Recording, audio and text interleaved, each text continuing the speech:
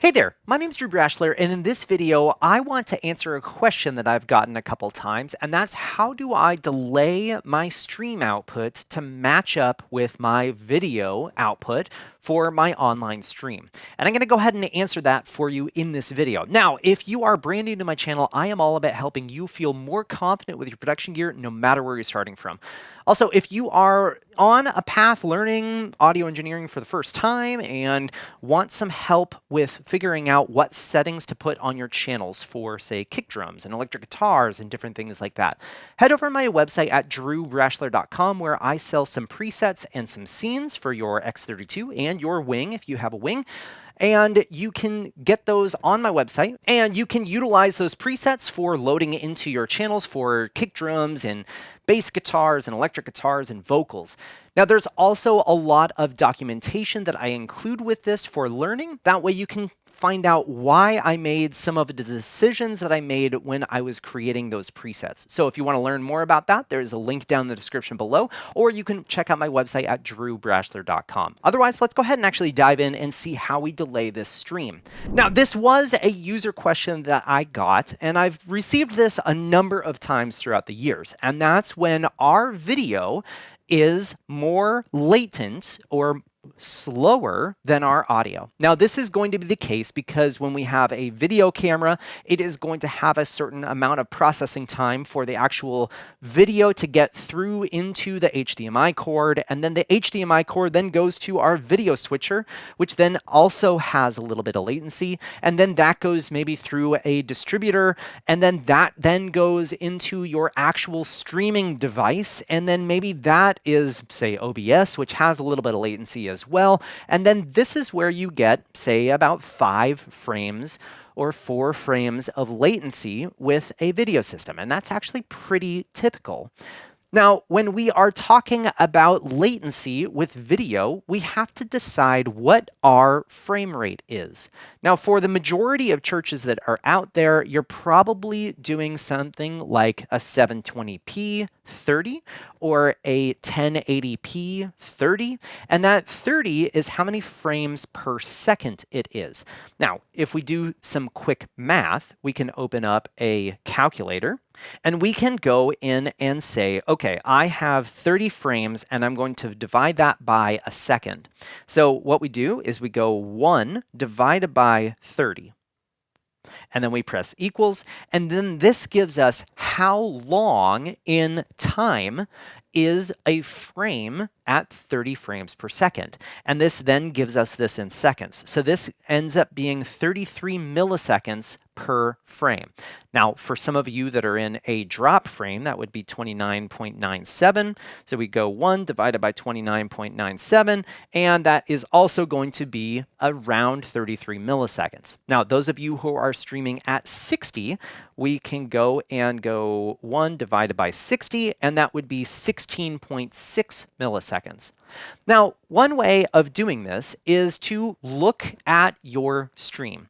And if you have the ability of downloading the video off the internet, this is a great way. And then just do a stream test and have someone go up on stage and just clap like that. That is called a slate. And what we can then do with that is we can see when our hands actually clap together, and then we can hear that on our audio. Are two very different things that are probably happening slightly at different times. The video is going to see it a little bit later, then the audio will put it through to your stream. And then what you can do is you can take that and then pull it into, say, like a video processing program and see how many frames you are latent. And for most of you, you are probably going to be between 4 and 5 frames of latency if you have a larger video system. Now, if you're just utilizing a video camera like I am here in the studio and maybe streaming literally from that video camera, which I am not, but if you are streaming from that video camera, you might have less latency than 5. But if you have a big video system that you're doing a lot of mixing of multiple cameras and bringing in Pro Presenter and then utilizing the OBS, you might have some of this latency. So remember our calculations. So at 30 frames a second, we are at 33 milliseconds for latency. And at 60 frames, we are at 16 point whatever milliseconds for a frame of latency. So To do this, what we want to do is we want to find out where our output is on our board for sending to that stream.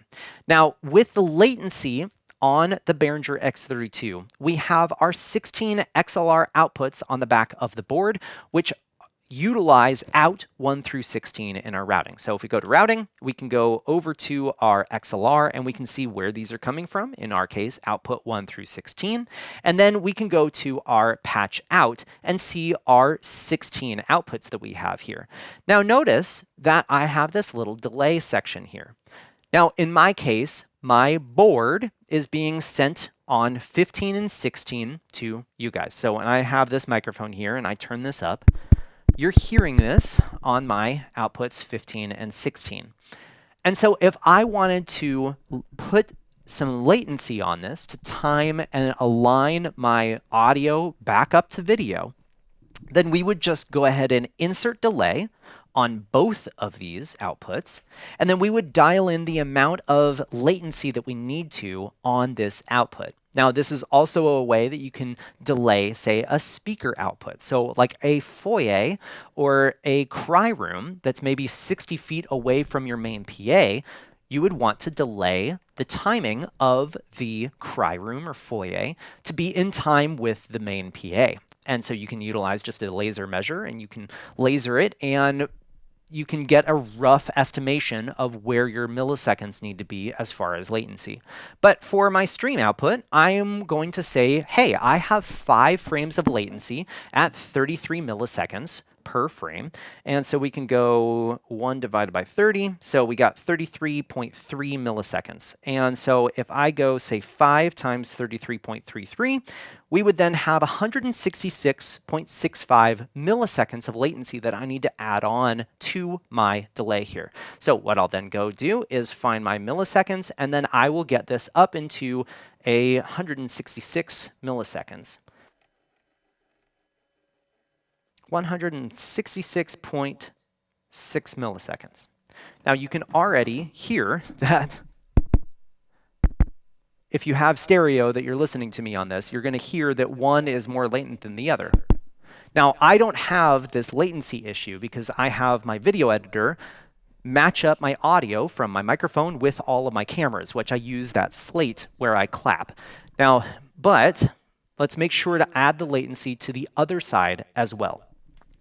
So I'm going to go ahead and add in the 166.6 milliseconds of delay here. Just like that. And so at this point, if I unmute this microphone, we are going to hear me 166 milliseconds later. You're first going to hear my head microphone, and then you're going to hear me through this microphone 166 milliseconds later. Check. Check. Check. Check. Check. Check. So we can hear that we can hear my microphone here, but then check one, check one. So that 166 milliseconds seems like a lot of time, but in reality, it's a little bit longer than 1/10 of a second. Now, if we had 4 frames of latency, then we need to remember that we are at 30 frames per second for this one. So we are at 33 milliseconds per frame. So 4 times 33.33, and we have 133.32 milliseconds. And so a rough estimation is just start by 1 frame. So 1 frame of latency is 33.3 milliseconds. So you can dial in 33.3 milliseconds on your outputs here, and then check that out. And then if that's not right, then add another frame of latency. And then that would be 66.6. And then you would add another frame, adding another 33.3. And then you can go on frame by frame until you find the right latency for your audio to align with your video. Now, I have never experienced audio being more latent than video. Audio is always going to be faster than video just because of the processing that video takes. So I have never found it to be an issue where audio was later than video. Now, if you do have this issue, then my assumption is that you have delay set somewhere in your system that you need to remove and then redo your slate test. Slate, again, if video is more delayed than audio, then you need to align it by adding delay to the audio. If you have your audio and it's more later than your video is, then you have an issue with latency being added somewhere in your system, which you should find and remove, and again, do that slate test. Now, I hope this video is helpful for you today. If you do happen to have any questions, or there's a video that you're hoping that I would make on streaming, the X32, really anything that's out there, please post that in the comment section down below, as I'm always reading through those comments to find videos that are going to be helpful for you.